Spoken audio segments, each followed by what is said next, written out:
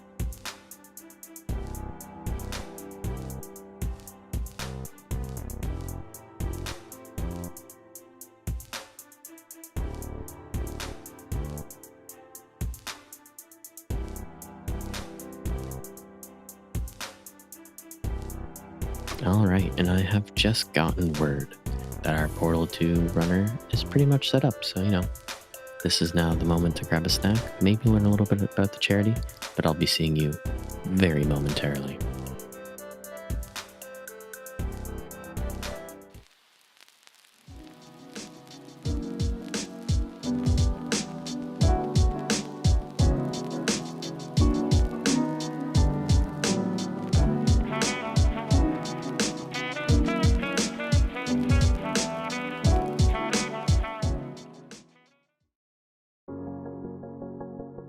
في لبنان عايشين في خيمتنا صايرة جملون عايشين فيها أنا وأمي وأخواتي وأبوي. أتذكر أحلامي الحلوة، أتذكر بيتنا كيف كان، بس هلأ انهدم. نرجع على بيتنا ونعيش بسلام بس.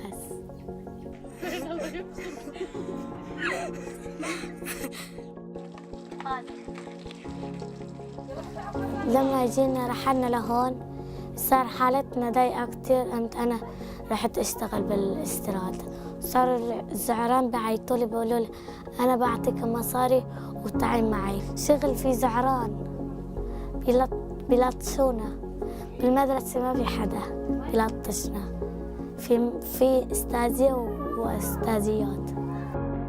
تعلمت إنه نحن بهذا العمر لازم هلا بنكون على المدرسة منه نصير كبار. عطتنا مبلغ ساعدنا الأطفال.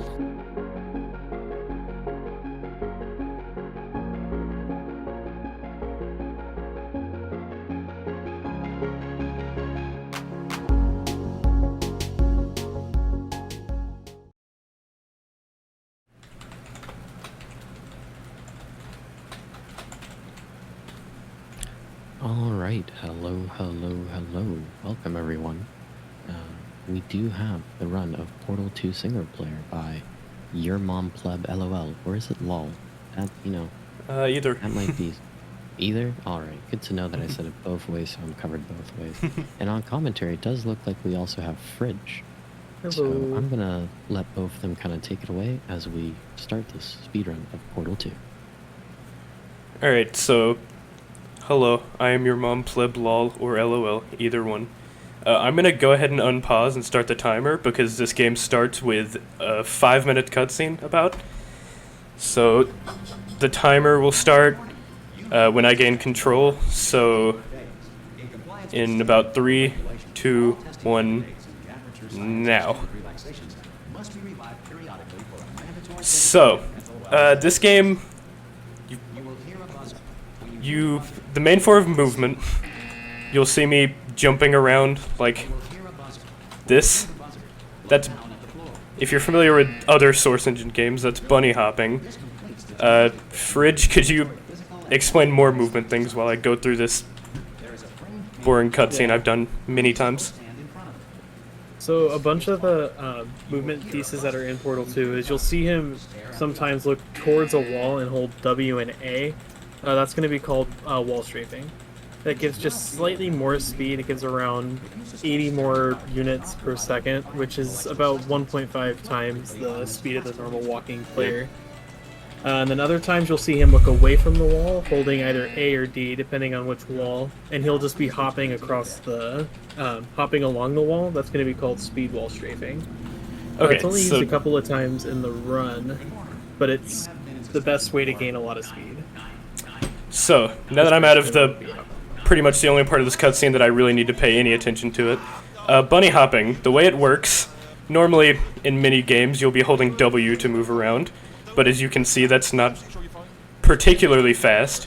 So in the Source Engine, or in many Source Engines in games, if you hold A and look to the left, or hold D and look to the right, you'll notice, I don't know if you can see in the top left where my velocity is, but it goes above what it would be if I was just holding W. So by jumping and doing that, I can get a lot more speed than just holding W. So that's basically what I'll be doing for most of the run. And then before most of the elevators in this game, there's dialogue stuff. There's dialogue before you go in the elevator. And because the writers of this game were so amazing, they didn't want you to miss any of that dialogue. So it won't fade out until the dialogue ends, but it only checks if the dialogue is ending about every 2 seconds or so.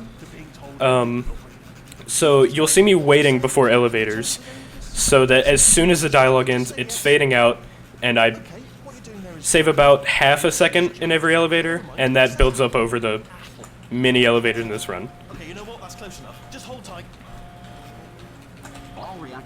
So for the next 3 minutes or so, we're just gonna be in this elevator. Wheatley's gonna be saying stuff. In normal runs that we do it not marathons, we skip this cutscene because it's pretty much impossible to lose or gain any time at all. But it's a marathon, so I have to explain stuff in this. There's gonna be a lot of trickery with portals, obviously. This is a portal game. There's so many things. Reportals. Might as well explain those now since I have the time. If you're standing in a portal and shoot the opposite portal, you'll notice I'll get a little boost, which I don't have a portal gun right now, so I can't really show that. But you get a little boost out of the portal. We use that speed in multiple spots in the run, just to get extra speed. I don't think I'm missing anything major, so we'll basically just sit through this cutscene. Unless Fridge has anything to say. I don't have anything to say except I'm gonna explain reportals a little differently. Yeah. Just because when you're doing a reportal, you're not just standing in the portal. Yeah. Because in most cases that's impossible. But basically what happens is as the player is entering a portal, if they shoot that same portal that they're entering into onto any surface except for the floor, then you'll get an extra 200 velocity coming out of the other portal. Which is where that extra speed is coming from. Yeah. It's basically just abusing a normal game mechanic that you may have done yourself, that if you're standing in a portal and place the other portal, you'll get a little push out of the portal. But instead of just having that momentum get killed on the floor by standing on the floor, we get extra height or extra distance. Yeah. And that's abused in creative ways later on, other than just getting 200 velocity. So now that we've exited that cutscene up there, we've entered another cutscene, where I'm going to try and throw this clipboard into the toilet. I believe this comes from Xenernicus, one of the first world record holders of the game, who started to get bored in this cutscene. It's said that if you don't make if you make this, it's a guaranteed PB.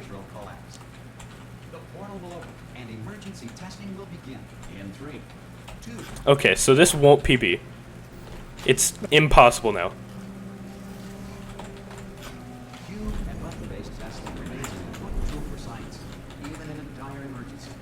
Oh, okay. So there you saw, before I went in the door, I waited a little bit. And unfortunately, I didn't get through the door exactly as I wanted to, so I'm going to have a pretty long elevator here. But what I attempted to do there was a dialogue skip. There are a lot of those in this game. There's a lot of just me listening to dialogue trying to end the level, because as I said, the level doesn't really end unless the dialogue is over. So, as Sushi puts it, you may have heard of Sushi, one of the top runners of this game, pretty much our goal as speedrunners is not to get in the elevator and finish the level, it's to start the dialogue as quickly as possible. And there's a lot of examples of that later on in the run. And also in that first chamber, you may have noticed that, I'm going to call him Mom for most of this run, but Mom, he jumped onto the button before grabbing the cube. What that did is that opened the door early. Now, unfortunately, he kind of got door trolled, where the right side of the door is going to keep flickering in and out, as that doesn't happen too often, but unfortunately happened there. But by doing that, he's able to get through those doors quicker, and get a different dialogue skip that would occur on the second door. Okay, so here I'm going to get the first portal gun. do a bit of a long shot here, and then just hop through here and do quite another dialogue skip. Because as I said, there is a lot of dialogue in this game. Okay, there I actually missed it. So that's the 2 first big dialogue skips of the game missed. Fridge, if you want to explain further why I'm waiting for the elevator, because I didn't really explain it too in depth. The reason why he's waiting for the elevator in most of these chambers is because at the end of almost every single chamber, there's dialogue. Yeah. And because of that dialogue, the game has to play the entirety of the dialogue out. And because of that, there's different points in the elevator. And because of that, if you go into the elevator at the wrong time, you can get longer fades, is what we call them, which is basically just fading into the next level. So And the here, reason that this is- sorry to interrupt, but I just shoved a cube through the door. That's just wacky portal things. Continue on with your explanation there.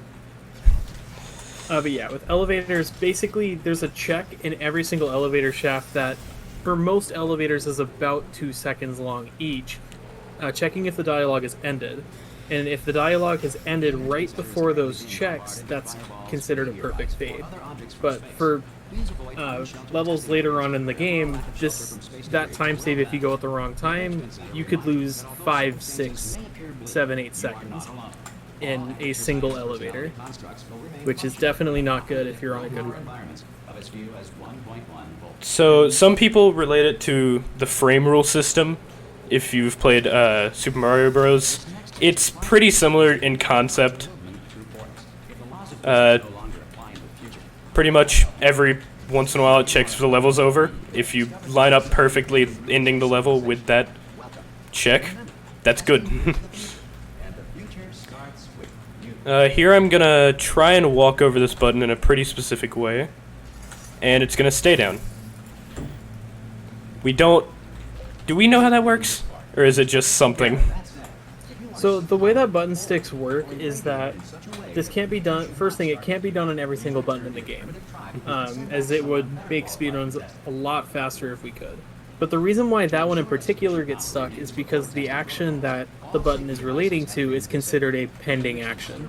So by hitting the button for a certain amount of time before and then getting off of it very quickly, the game starts the pending action, but then doesn't have time to actually end that action until the thing that it's moving to go back. Thus why that platform stays out and the door stays open. This game moves very quickly, so it's hard to not overlap discussions about something. I shot through a door. That was found about 2 years ago, when Router Kurziehow, who honestly pretty much half of this run is route credit Kurziehow, found that there was a hole in the top of those doors. So that's used twice in the run, I believe, where you just shoot through the top of that door. It's been named Pancake Shot because the shot is as thin as a pancake. And also because we like naming things after food. Yep, and as a special note for that chamber, there is a way to even skip the pancake shot, which isn't legal for runs like this because these are inbound runs, known as waffle shot. Yes, that is... Which is basically you shoot through a seam in a wall and then hit a surface that's out of bounds and then use portals to get back into the ending room. Yeah, that uses a seam shot, which you'll see a bit later in the run. I'll explain seam shots a bit deeper when we get to them. By the way, to explain why Mom just had "You Have Uno" show up on his screen, that's his bind to stop timing pauses, as there's a trick that's going to be coming up here that is required for you to pause the game and then unpause the game quickly to then get a very weird boost. It's unknown why this works, but it does, and it saves time, so we do it. This, of course, being probably one of the more recent... This is probably one of the more recent discoveries from the community, is that console pausing does that. Yeah, you'll see I boosted over an invisible wall there by pausing shenanigans. Don't exactly know how it works. And then here I'm going to put a clipboard on here and stand on it. What's happening here is, as far as I know, I don't know exactly how it works, but you're standing on this clipboard and your hitbox is pretty much getting stuck in this clipboard. And your hitbox is going to fall into the incinerator about 6 seconds, I believe, before your camera will. And it'll trigger the next level pretty quickly, and for some reason it gives you invincibility for the rest of the run. Yeah, so as far as we know for why the invincibility occurs is that the game still has control of your camera. As the cutscene hasn't ended, and so the game thinks that since you're in this camera state and you are invincible because of it, that the game just never actually unchecks the invincibility part of it, but since you're going into the next level, the game gives you control. Well, after the next cutscene, of course. So, as you saw there, you could see my player go into the incinerator about 6 seconds before it usually would. Getting that first try is not particularly common, so I'm happy with that. And now for the rest of the run, well, for most of the rest of the run, I'll have invincibility unless I die in a very specific way, which will probably not happen. Probably. Basically, the only way to lose it is the game has to re-control your camera and you die, which just doesn't really tend to happen again. Yeah. Actually, the game can just re-control your camera at any point and you would lose it, but conveniently it never happens for the rest of the game. So that room was basically, I got the dual portal gun, and I did a bit of a dialogue skip. So that chamber's pretty much just hop through it, portal through it, do a tiny dialogue skip. Pretty boring. And then also to explain a mechanic that I don't believe we explained is he did what's called portal stands, which is basically you can stand in a portal when you have 2 portals on the wall, but if you replace the portal and hit the key that is that's the momentum that would be created from the re-portal, that you can just stay in that portal. Which this is... tends to give you a long distance. Okay, so I'm failing this, but what's supposed to happen is that... basically you just fling through the portal in a way that gets you to the end, skipping having to wait for the laser to turn on that you usually have to use to get to the end. Yeah. And then also you may have noticed that the name of his chapter was different, God No Target, which kind of is a nod to how this invincibility is going to work for the rest of the game. But changing things in the game, while not being a super common practice for people in the community, is definitely done by, at least in some form, by a majority of the community. Yes, you'll also notice that there is a very pixelated version of Will Smith on my portal gun. You can just ignore that for the rest of the run. His name is Guy.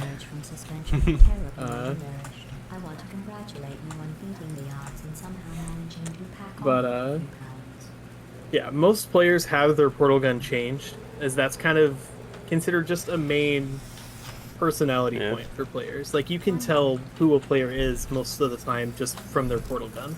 Yeah. But you can also, as an extension of changing your portal gun, change any texture in the game if you would like to. It's just most runners do not.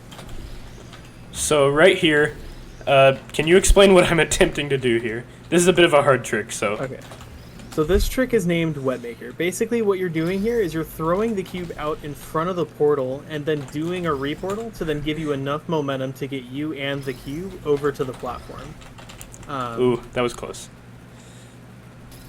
And this is one of the hardest tricks in the game. Yeah, and it doesn't save much time. You usually want to get it first try, but that is very clearly not happening here. There we go. So that's what it looks like. Basically, as he said, you're just doing a re-portal combined with a what's called a circle jump. It's how you start B-hops, pretty much, or bunny hops. And it gives you a bunch of speed, and you get to the end. And that skips having to use the laser to make the platform go over. Yeah. here you'll see I put this camera on the button. Believe it or not, that does have a purpose. As I explained earlier in the run, the goal usually here is to start dialogue as soon as possible, not to end the level.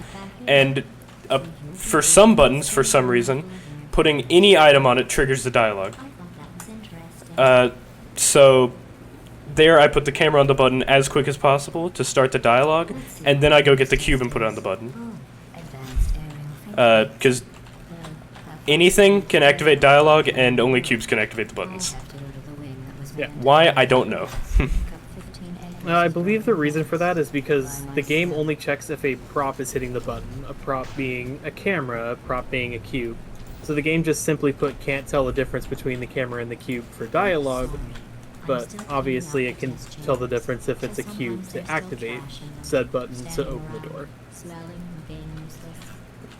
door. Here it's pretty standard route, just with a few things to keep it safe. You saw at the beginning of it, instead of launching over, I did a slightly quicker thing. It only saves about 1 second. And then I adjusted that portal to make sure the ball activated the button. Pretty much standard route, but slightly safer. And then something to note is that he entered the elevator right away. This is going to be one of potentially 2 or 3 instances where he does this, just because the dialogue is so long that the elevator has what's basically a safety point, so that players can't soft lock from dialogue not starting. Also, sorry to interrupt you again. What I did there was I got stuck, and then I did a bunch of reportals to gain speed. There's really no good way to explain that. You just get stuck somewhere and then do a bunch of reportals, but since you're stuck, you're gaining the velocity and not moving out, so you can just gain... not infinite velocity, because you do get unstuck eventually, but you gain a lot of velocity. Yeah. And a super reportal is that's not gonna be the last time we're gonna see a super reportal in the run. In fact, we're gonna be seeing a very different kind of super reportal later in the run, that you could get infinite fight off of. Okay, and that was also for sure. a trick that's gonna be coming up here is called double dialogue skip. Basically, by him crouching and uncrouching at very precise times in that catapult, the game freaks out and has each of those dialogues that he would be skipping here activated twice, which effectively cancel out each other, and it just goes to the third dialogue, skipping 2 of the catapults up, and also a large chunk of dialogue. And the rest of the chamber, pretty standard. Other than this, it's... Okay, I didn't get the scripted momentum, so that was basically pretty standard. And then another thing to note is that you may have noticed that when he was going on the catapult and he shot a portal kind of seemingly randomly, what you can do is if you place, I believe it's your blue portal, in a at any spot at a very specific time, the game doesn't detect or just doesn't realize that you're not fully through the portal yet, meaning that you can just change where you'll leave your portal. These are just called Pika portals and can be used in various ways throughout the run. Okay, so that map, what happened there, I threw the cube, well I didn't throw the cube up in the air, I basically dropped the cube in a specific point in the air, and then I timed going onto the catapult, not perfectly there, but I timed it as best I could, so that instead of having to get the other cube, I could just use that cube to fling over the panel and then get to the end quicker. Here, you'll see, once I get this cube, I'm going to shove this cube through the glass. You've already seen me shoving a cube through seemingly solid objects. There it didn't work, but basically, the way physics are simulated near a portal is very, very not good. So sometimes you can do wacky things near portals.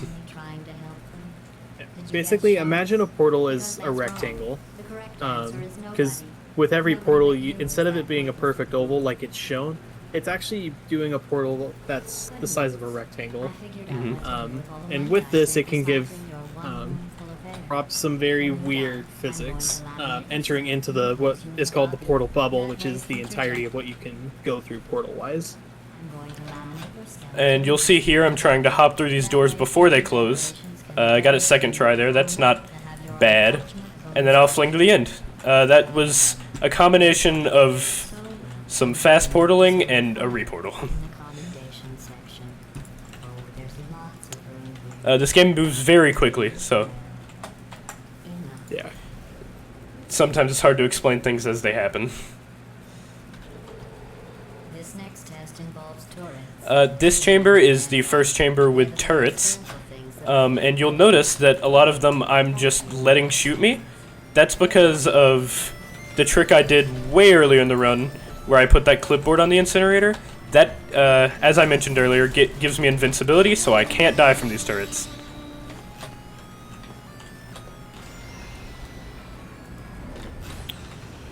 Hence the name God No Target of Chapter 2. Maintain a constant testing cycle. This map right here, pretty self-explanatory. I'm shooting these portals pretty early, so that... Okay, I think I shot that in the wrong spot. But once I get up here, I can just place the cube, and I placed it in the wrong spot. Okay.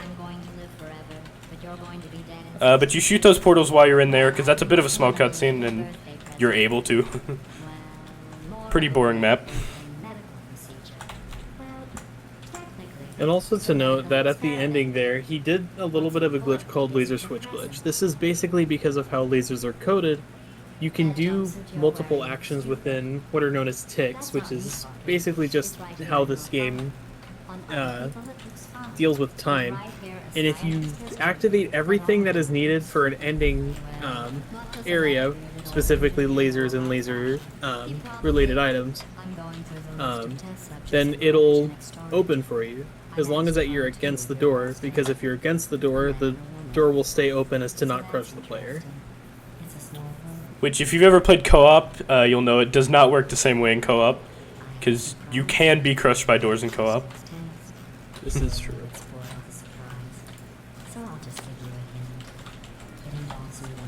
You'll see there I killed a turret on my way there. That's just because I hate turrets. No reason other than that. True.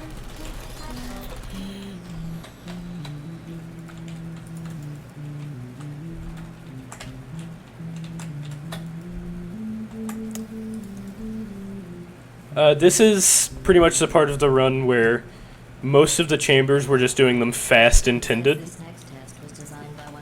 Because there's not really many glitches or anything. So if there's anything that we skipped over while we were going through the fast-paced section of the game, then, or if Frid, you notice anything that we skipped over, then you can explain it now. Not that I can think of. Alright. Oh. Okay, I entered a bit late for the dialogue there, but... So, this chamber, it starts with a bit of a cutscene, so I can explain what happens at the end of it. So there's a big cutscene at the end of it, about 20 to 30 seconds, I believe, and there happens to be a way, which we call pseudo RNG, to go through the to go through the bottom of the elevator, but you have to do it very specifically, and humans cannot get it perfect. So it's what we call pseudo RNG, where tasks can get it perfectly. Humans, it's pretty much random. It is pretty much the only instance of any kind of RNG in the run. Okay, I'm missing this.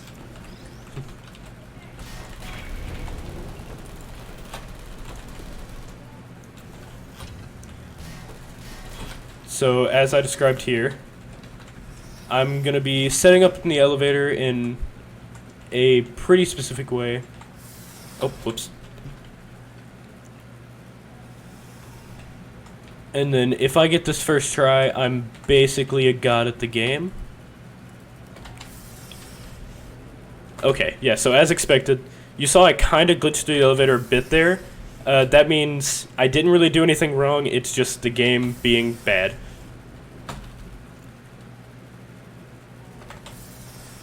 That's where the pseudo RNG aspect comes in. Yeah.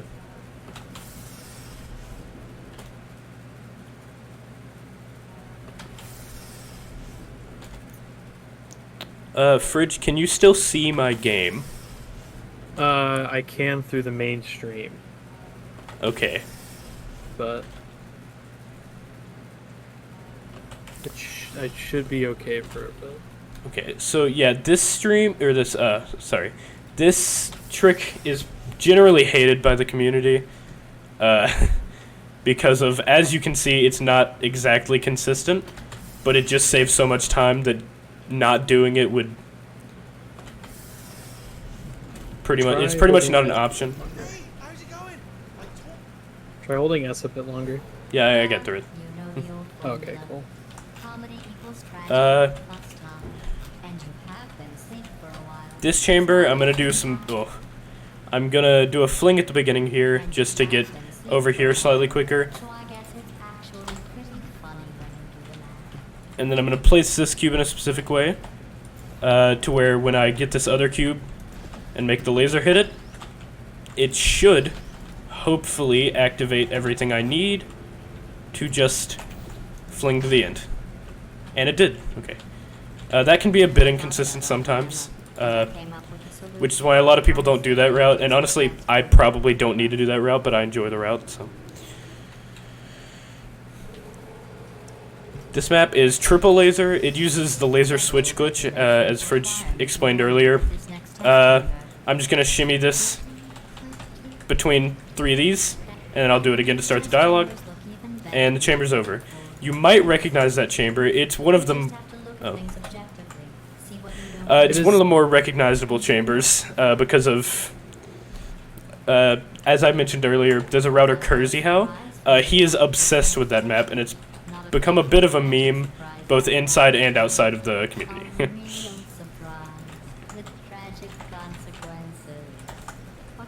Now here in Jailbreak, you're going to notice that he's going to jump through some portals, and then he's going to be standing kind of on top of the part that the panels are going to swing open, and he's going to get into this room early.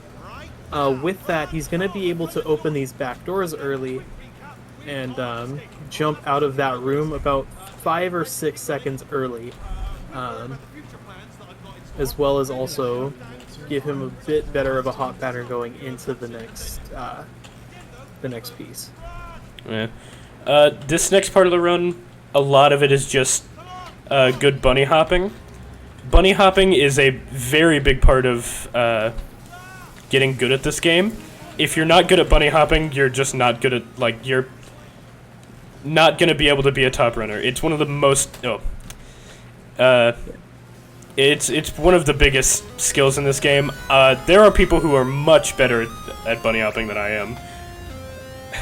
As you can see from me falling to my death there. Well, not really falling to my death, because I am invincible, but falling and then loading a save.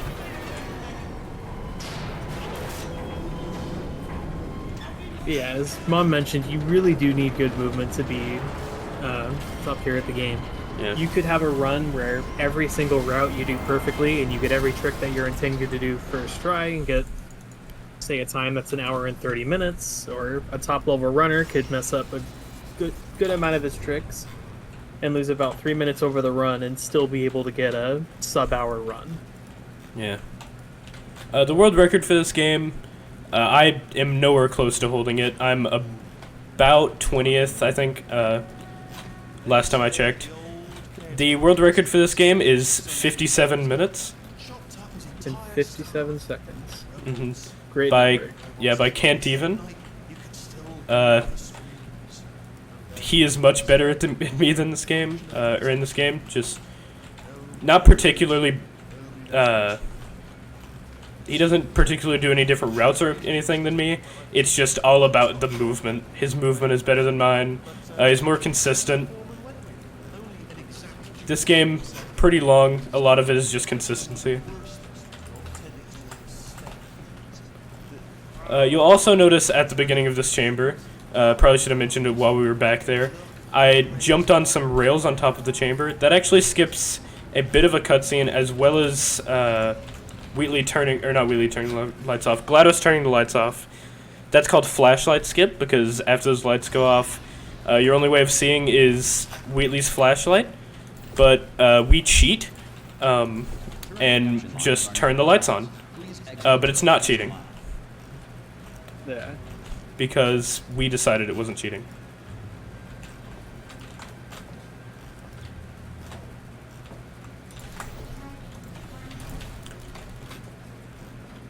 And the reason for that is...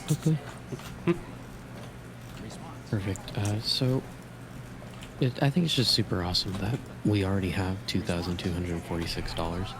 And there's, you know, the estimate's an hour 15. We still have a good amount of time while there's an awesome Portal 2 speed. I'm learning a lot, honestly. You guys' commentary, phenomenal.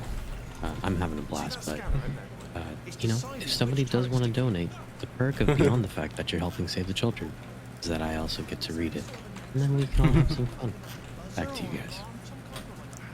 Yeah, if you want your donation read, then now is the time, because we are coming up on what's known as Cutscene City. There's about 6 minutes straight of mostly cutscenes. So, donations, get your donations in. Also to note, Mom ended up shooting through the top of a door again. That's going to be the same kind of idea with the trick that was done in the first chapter. Except in this chamber, you're using the portable wall behind you, and you may have also noticed that he was lining up a very precise angle on the wall that he was going to be standing through a portal on. And with that, it's going to get him to the perfect height to where then he's going to be able to shoot through that quote-unquote scene through the door.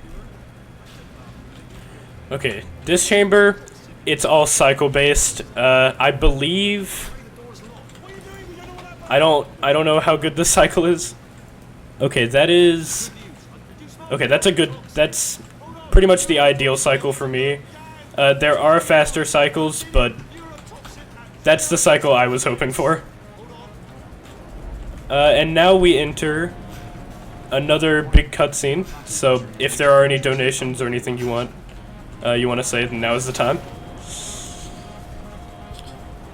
Yeah, looks like people are still probably just writing up those donations there, but you know, like I was mentioning, that $2,246 amount, that is, Save the Children can divvy that up in a lot of different ways there. For example, for every $125, they can support a community health worker for a year to provide primary care to up to 100 households. Now, you know, for a lot of us, $125 is, you know, maybe some groceries on a good day when there's a couple sales and you get to coupon, but the fact that Save the Children is able to stretch that amount to provide a healthcare worker for a year, that's 365 days, that's an insane amount of time. Just goes to show you how amazing the charity is in that aspect there, and how well they can stretch your dollar. Alright, so now we're gonna exit a cutscene, and then about 10 seconds later we're going to enter another semi-cutscene. That and something else that is coming up is pretty much the only cutscene that completely takes away control. Because right here, as you can see, I can still move around, I can bunny hop, I can do whatever I want, but I can't get out of this box, pretty much. I'm still in a cutscene, but Valve doesn't really like putting cutscenes that take your control away. So for most of the other cutscenes, you'll see me hopping around and stuff like that. So this chamber has pretty much the biggest... I don't know if it's still the biggest skip in the game, but it used to be, at least, the biggest time save in the run. It saves about 2.5 to 3 minutes, somewhere around there. Which... we're not anywhere close to it now. There's still about 2 minutes of cutscene just in this level. But there's an elevator that's going to come up right there, and you'll see I'll get right here and jump onto it. That skips going into it, and starting about a 2.5 minute cutscene.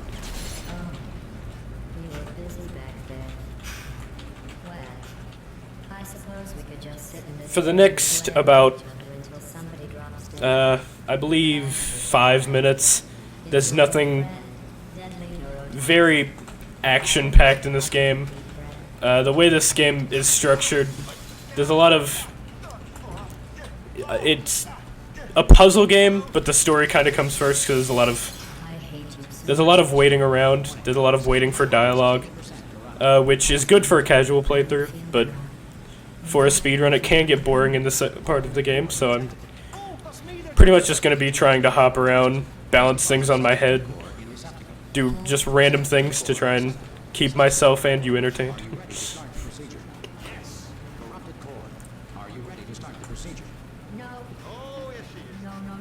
But yeah, in terms of this chamber specifically, it is the longest map in the game, regardless of if you're doing a casual playthrough or a speedrun.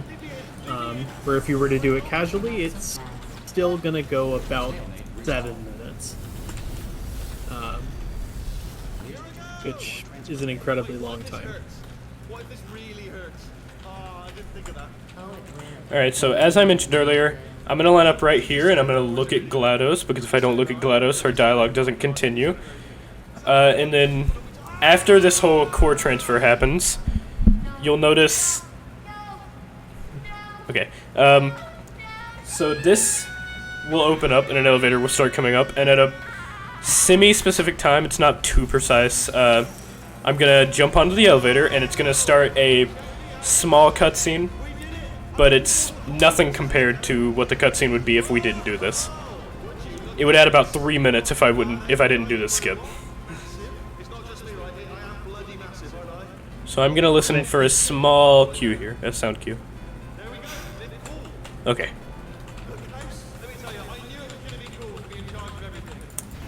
And I want to say that somebody... Sorry, go ahead. Yeah, you can go ahead. Well, I will mention, because I think I know what you're going to mention. He got stuck in the elevator. This happens simply put by just being too far back, but even this only will lose him about, I think, 2 seconds overall. But I want to say somebody timed this doing with a reasonable spot to save from. Just kept saying, how many times can I fail this skip before it becomes a time loss? And I want to say it came out to 28 times. Just for kind of the scale of how big that skip is. So, as you'll see, there's a potato falling into this pit with us now. That's part of the cutscene we skipped. GLaDOS, the main, I guess, villain of the first game, basically villain of this game, is now a potato. So I will be referring to her for the rest of the run as Potatoes, or Potato-S. This is the last map of the, what is called Cutscene City. This is many people's favorite part of the game, because how could you not love the main villain being turned into a potato? It's a glorious idea.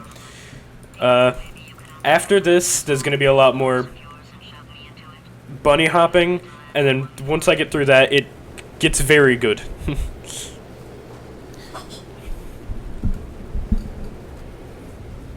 Oh, what happened here? What? Oh my god, so he got one of the rarest things that could happen in the game. Oh my! Basically, those boards just don't break. That's never happened to me. That's never happened to me. About 4 to 5 seconds completely randomly in a run. I've never had that happen to me. That's the first time that's ever happened. What a perfect time to have Valve games be amazing and not broken. Incredible timing. So just to like say how rare that is, I've played this game, I've gotten to this part of the game probably about 300 to 400 times, maybe somewhere around there. That's never happened to me until just now, and I've never seen it happen to anyone else. Like in my 1.5 to 2 years of playing this game. So that is incredibly rare. So as you saw on this map, it was mostly just bunny hopping, a few portals. The next map is when the game, it's one of the most difficult parts of the game, but it's also one of the most fun parts of the game, in many people's opinions, including mine. Because it's pretty much a new glitch you're doing for pretty much every chamber.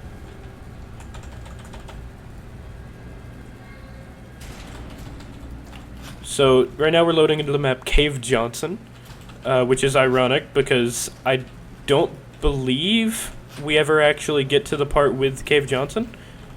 You hear him at the end. Yeah, you hear him at the end. Right here, I'm gonna jump over here and get a portal shot right here. I'm going to attempt to. There we go. And then I'm going to do what is essentially frame perfect, technically tick perfect because of how this game runs, but I'm gonna do a reportal combined with scripted momentum abuse, which I got second try, which is pretty good. And it's going to give me a bunch of speed to bounce off of that pipe and into the elevator. Oh, you don't actually hear him at the end. By the way, to explain what a tick is, just to keep everybody in the loop, basically there's 60 ticks in a second. And yeah, that's pretty much it. Yeah. There's 60 ticks in a second. Yeah, 60 tick. Basically, frames, I believe how it works is frames are client side, ticks are server side. Yeah. So right here, I'm going to shoot through the ceiling and onto a portal surface that's right there. That is an example of a seam shot. You'll see one more of those in this run. Many people hate them because they're always very precise, but honestly, I don't have that big of a problem with them. Ooh. Those were found relatively recently in this game. Yeah. And then just to mention, the seam shot is not exactly the same as, say, pancake shot, where you're shooting through the top of the door. Here, there is just simply put a gap that is in between the two pieces of wall and ceiling that you can shoot through. While pancake shot, there's just a hole in the model itself. So in this chamber, you saw I bounced on that gel over there. Basically, if you haven't played this game before, which I'm sure many of you have, it's a pretty popular game. Blue gel, you bounce on, orange gel makes you go fast. But ironically, in the speed run, we won't be using the gel that makes you go fast.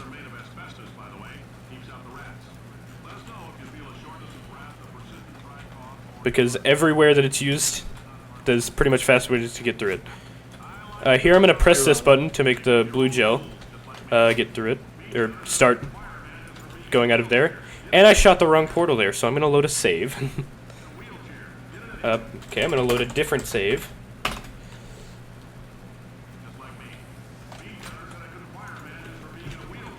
So I'm going to get blue gel over on this surface and then just launch to the end. That map's pretty standard. I don't think there's really any huge deviations from just the standard route that casual players would use. And I messed it up a bit, so that is definitely not the fastest way to do it. But coming up in this, the way that mine. Sorry, go ahead. Coming up in this next map, this is Crazy Box, which we won't exactly be using the Crazy Box. Right here is the most precise seam shot in the game, I believe. It's definitely the most precise used in the run. Yeah, most precise used.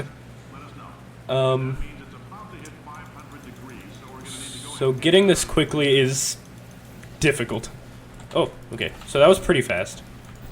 Here I'm going to crouch into some glass in a specific way to avoid using the gel. Okay, I'm missing it a few times, but... just to note that this is something called, I think it's crouch toggling is I believe what it's called. Basically, by crouching in at a very certain point, the game extends your hitbox up slightly when you're going into an object, which there breaks a pane of the glass. Mm-hmm. It is also... Sorry, go ahead. It's also... I don't know if this... I believe it's the same reason that the dialogue skip I did on that catapult map worked, the double dialogue skip, where I crouched at specific times. I believe that might work the same way. Yeah, I believe so. Okay.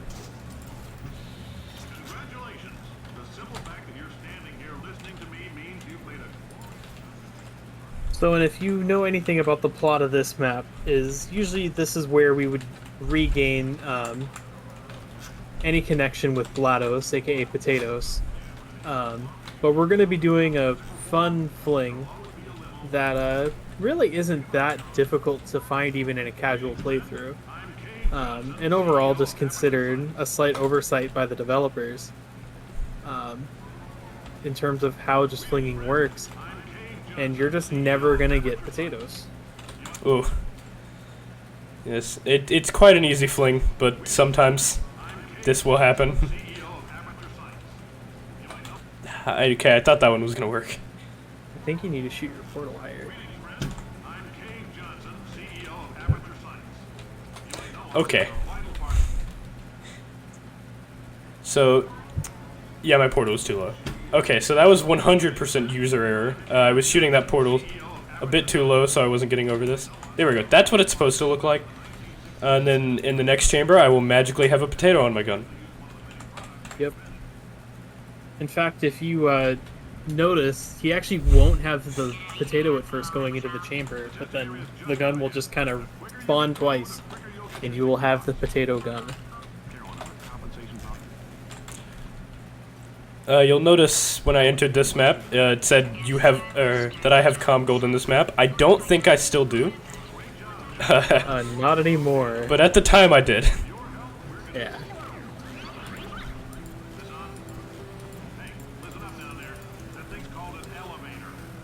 That map is basically just simple reportal. After shooting through a little bit of a hole in the texture there. Yeah. Also, here we're going to be seeing a pretty unique trick. At least I believe we're going to see it, assuming that he does the route that I'm going to be talking about. And it's going to be the only point in the entire game that it's going to be used, and I personally call it gel scroll. I don't know if that's exactly the name for it, accepted by the community. But basically what you do is as you're falling onto the gel, you just scroll your mouse wheel, since that's what's going to be bound to jump. And then you will gain tons and tons of speed from the amount of times that you're going to be hitting the gel and jumping that you would normally launch to the end. Okay, so yeah, basically as Fridge explained it, you're hitting the blue gel and you're scrolling your mouse wheel as you hit it, and because this game is coded well, you bounce a bunch of times on that one gel and fling pretty far.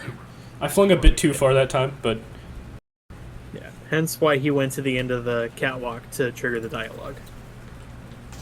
Okay, so this chamber, this is a relatively recent find, I think. Well, not really recent anymore, about a year ago, 2 years ago. And I just shot the wrong portal. Okay. What I'm going to do here is another super reportal, but this one is much more precise. So Fridge, if you could explain what's happening while I set it up. Basically, as you notice that he places his orange portal in the top left. This is making it so that the portal is technically slightly into the wall, just ever so slightly, in which the player is going to stand on that piece of the wall that would be coming through the portal. And then by replacing your portal... Why did I do that? And then by removing your portal, it gets you stuck into that surface. But it's a lot deeper of a stuck than the one that we saw earlier in the game, meaning that you can gain as much velocity as you could possibly want. And then at the end, he's going to fling at a very specific direction to then hit a piece of collision just on the other side of that catwalk to then bump up over onto the catwalk. And sometimes you'll just shoot straight up for that as well. But it would work somewhat the same, it would just be slower. This map also has a bunch of stuff, so if you could attempt to explain everything as I do it. Okay, so basically what's going to be coming up is he's going to be doing a stuck launch, which is basically getting stuck into a weird place between two pieces of collision, which the game sees you as falling at full speed, but you're not. You're falling at a very, a very slow speed. But again, the game thinks that you're falling at full speed, gaining you a ton of velocity, in which then you would You would hit the blue gel and then launch up into that pipe that you wouldn't even be able to access until after the second room of the chamber.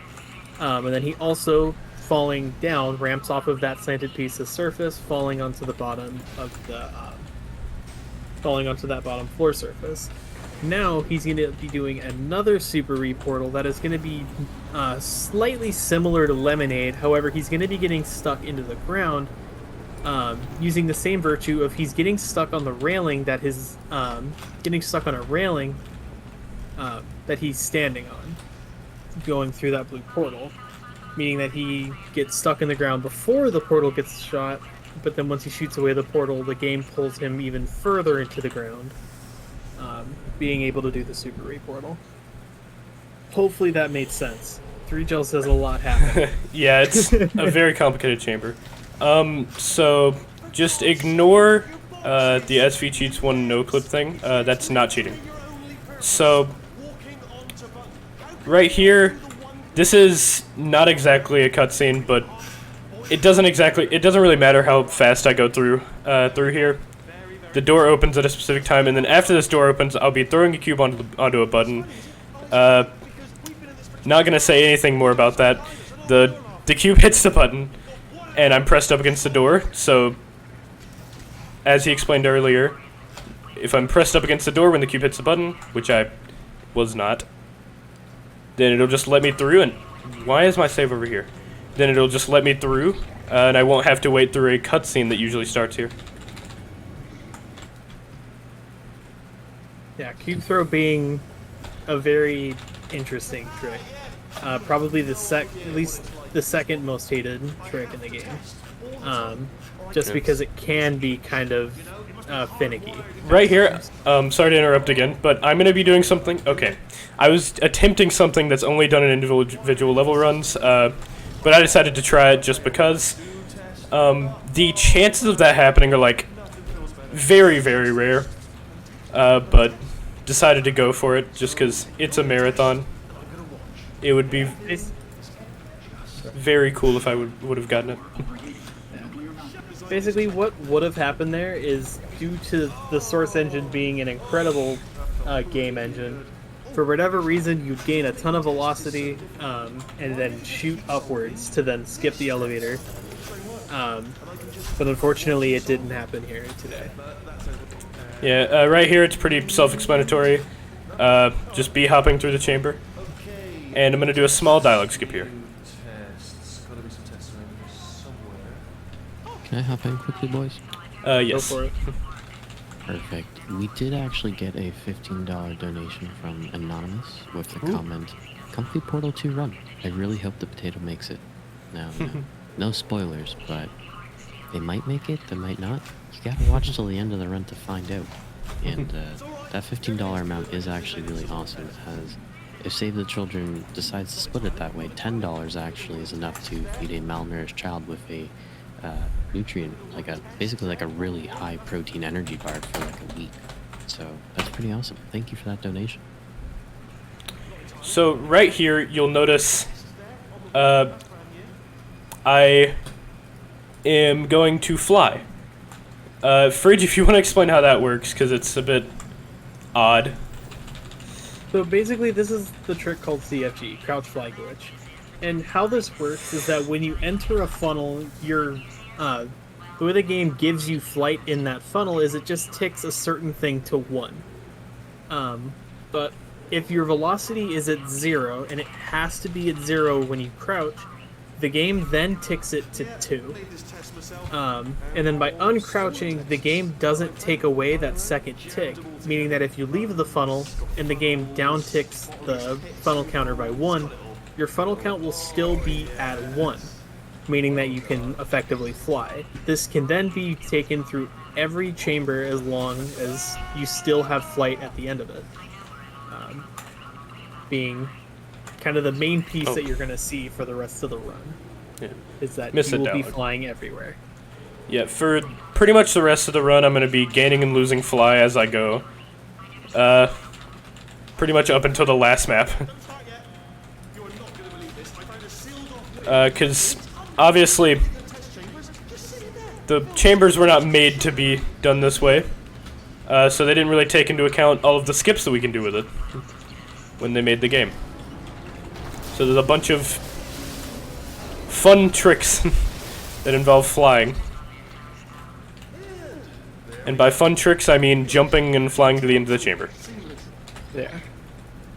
Also, one thing to note is that you may notice whenever Mom is flying that if he walks off of the ground or does something that makes it so that he can crouch again in the air, that he's going to be holding crouch while he's flying. Because you actually get more air control and have the potential of getting more speed while in a crouched state. I don't exactly know why this is, I just know that it happens. So this chamber is very complicated. I'm going to jump and then fly to the end. And that's the entire chamber. Yep. And you'll also notice right here I'm going to enter a funnel and then exit a funnel. That actually resets my funnel count, so I can no longer fly. So for the next chamber or two, I'll be able to bunny hop through it instead of wall strafing and doing everything I can to go fast without jumping. Here, this is slightly precise, I'll be shooting in a pretty specific spot on this grate. And if I can get it, then a portal will appear on that grate, because for some reason, a very small portion of this, there we go, is portalable. So if you shoot in a pretty specific place, then that'll happen. There's probably a better explanation for it, but... That sounds about right. I think the reason I think ultimately it happens is because you may notice that on those grates they have that little white strip, which normally indicates that something is portalable, and if you hit a certain spot that the game says, yes, you can portal here, but then doesn't actually have a place to place the portal on that strip, it just places it to the next possible spot you can do, which would just be on top of that grate. Just moving the old test chamber a little bit closer to me. I'd have thought maybe proximity. Here I'll be grabbing this cube in the air and then just bunny hopping over to this button. You'll notice these turrets do not hit me because I'm invincible still. Be sure you're solving these correctly. I mean, yes, you solved it, but I'm wondering if maybe there's a number of If you weren't here for the beginning of the run, I did a trick pretty early in the run that gave me invincibility because it skips a weird cutscene, and you never actually lose invincibility from that cutscene. So for the rest of the run, I will be invincible. Here I will be regaining that flying state. In pretty much the same way. I get 0 velocity, crouch, uncrouch, and then I fly to the end.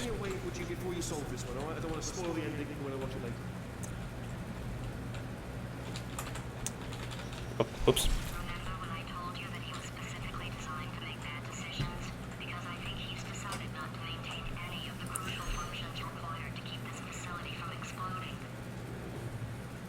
So for the next few chambers, I'm going to be doing pretty simple routes, no like huge glitches or anything, other than that I can fly. Which, I mean, in itself, pretty big glitch. Why did I There'll shoot? be a small... Okay, Sorry, go ahead. you can go ahead. That. Oh. He's going to be doing a small exploit in how portals end up working. And basically, it's just going to be angling the cube to then hit the laser receiver. And you'll be able to go. You'll be able to zoom. Yeah, I'm going to fly past this funnel because going in the funnel is slow. And also you lose fly, like I just did. Yeah. So now I'm no longer flying. Then something to note here is, if you actually go too far to the right after losing fly there, you'll just hit a death trigger and die. Well, I won't, he does not. because I'm invincible. Oh, true. Yeah, good point. But in circumstances where you don't have the invincibility, if you hit the death trigger, you will just die. Which is not good. For Here obvious I'm reasons. once again regaining fly and looking at this co-op robot over here. That's Peabody. He's here for some reason. Bit of an Easter egg by the devs, but it is required for speedrunners to look at him or use softlock. Yep. That, and you can also just end up leaving that main room too early, and then Peabody will just stay in that soft lock state, because Yeah. Peabody is the one that opens the door for some reason. Because Valve made a good game. True. Here, I'm going to be once again regaining fly. I believe this is the last time I do it, as far as I can remember.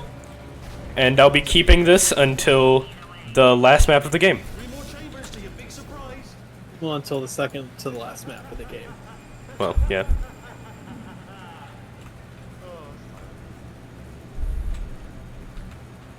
I'll be sloping off of a door there to reach the ground, and then I'll just walk into the elevator. Yeah. So for the next, this is the last chapter of the game. We're reaching the end. There's about a little less than 10 minutes left in the run. For the next 3 chambers, I'll pretty much be abusing the fact that I can fly and just flying to the end. Yeah. Then also, one thing that you're going to notice is that he's going to hit his head on seemingly nothing. And basically, invisible walls are what we call clip brushes. And it's also going to be something that he's going to be wall strafing off of to gain a lot of speed in these chambers. But the reason that that exists is because right behind there, there's actually just a monitor that Wheatley would show up on that the devs never actually, never actually decided to remove, even though it's never used in the game. And that clip brush would be where the bottom of Wheatley's monitor would be. There, I'm going to slope off of Wheatley's monitor. Ooh, barely missed it there. I'm going to slope off of Wheatley's monitor and then try to strafe onto this catwalk here. Then I'll hit my head here, slope down, and I'm pretty much at the end of the chamber.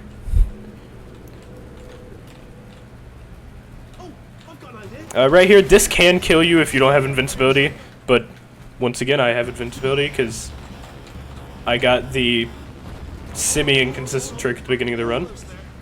Okay, so this is bad.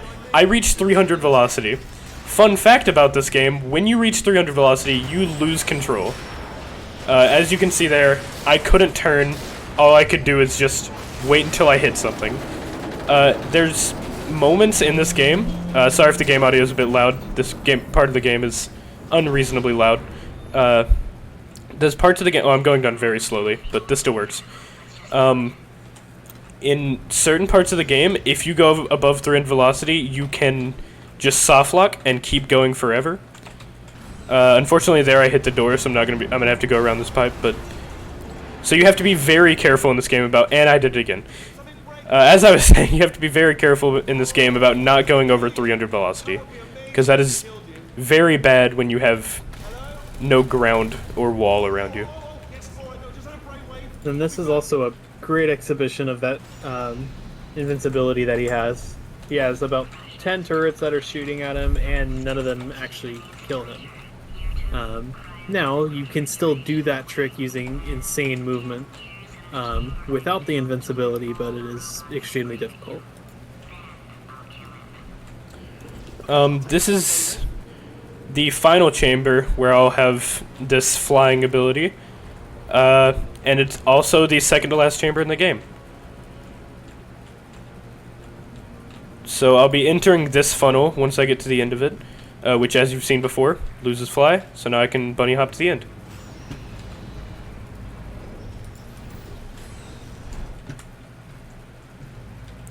So this is the final map of the game. And it happens to start with a long cutscene, which I will show just exactly how long it is, by crouching across the entire room. And then I'll have even more time. So if there's anything you want to say, now is the time, again.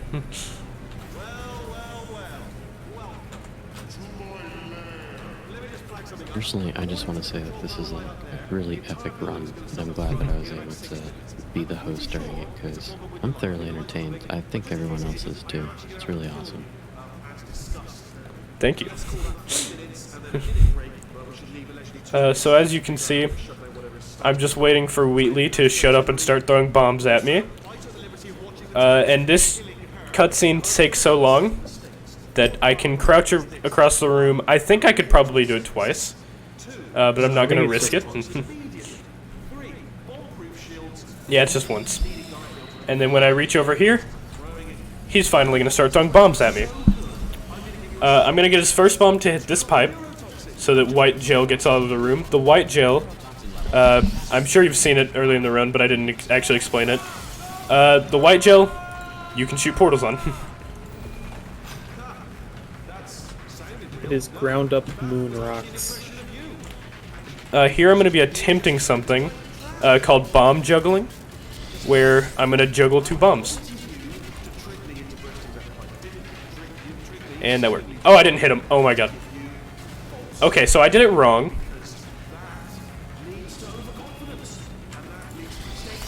So you don't want to do that. I did it completely wrong. So I'm not actually going to have the bombs juggling.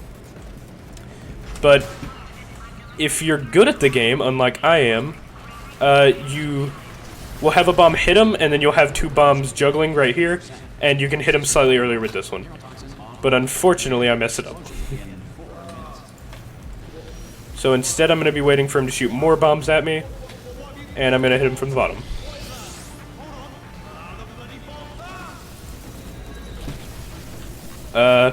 This will be the second core that I put on Wheatley. And there's only 3 cores, so we're getting very close to the end of the run. And then here, after this last bomb hits him, I'm going to be doing a little fling over here. It saves maybe 20 seconds? Nah, not that much. About like 10 to 15 seconds. I'm going to be flinging and grabbing this core instead of waiting for this orange gel.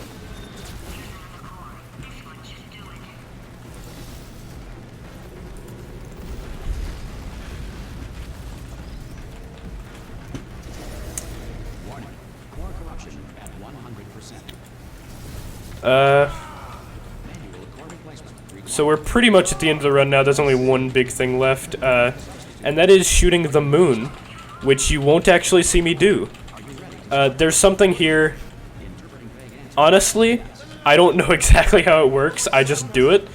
Fridge, how does early moonshot work? Basically, how early moonshot works is that he's gonna be dropping into that final room with the final stalemate button. But the moment you drop into that room, the surface for the moon, which is the thing that ends the game, activates.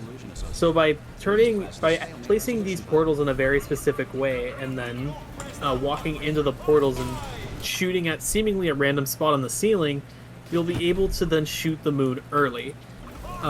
Which, if done perfectly, saves around 15 to 20 seconds. Oh, time, by the way. Yeah, time just ended. So that's the end of the run. That was Portal 2. As you can see, my portal ended on the moon, and I don't know why the dialogue stopped there, but funny thing about doing the early moonshot, I have control of my character in this cutscene, which you're not supposed to have. So that's the end of the run. So...